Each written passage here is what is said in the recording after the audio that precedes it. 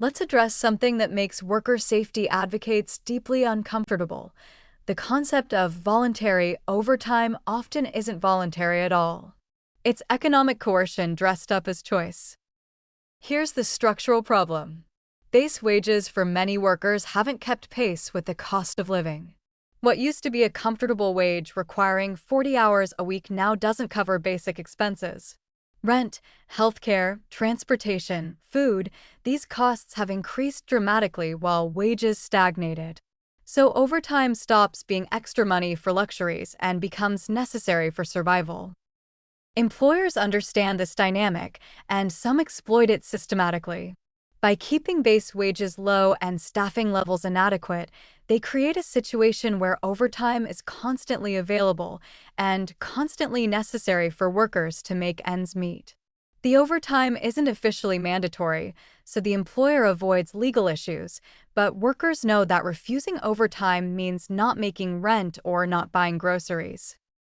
Then there's the retaliation factor.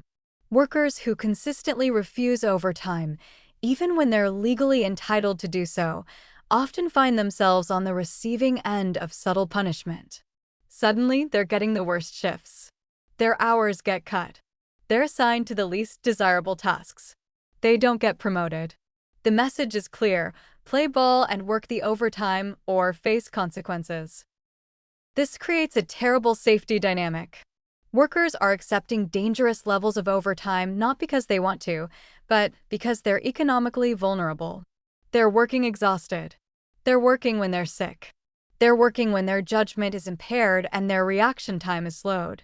And then when accidents happen, there's often a narrative that blames the worker for choosing to work those hours. What's the alternative? We need wage structures that eliminate overtime dependency. That means living base wages, compensation that allows workers to meet their basic needs working a standard 40-hour week.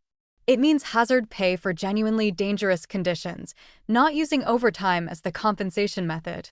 Shift differentials should compensate for the inconvenience and health impact of non-standard hours without requiring excessive total hours. From a legal standpoint, we need stronger frameworks around workers' rights.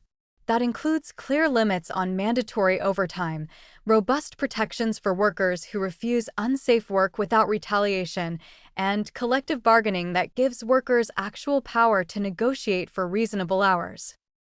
But what can individual workers do right now in this imperfect system? Financial planning becomes a safety issue.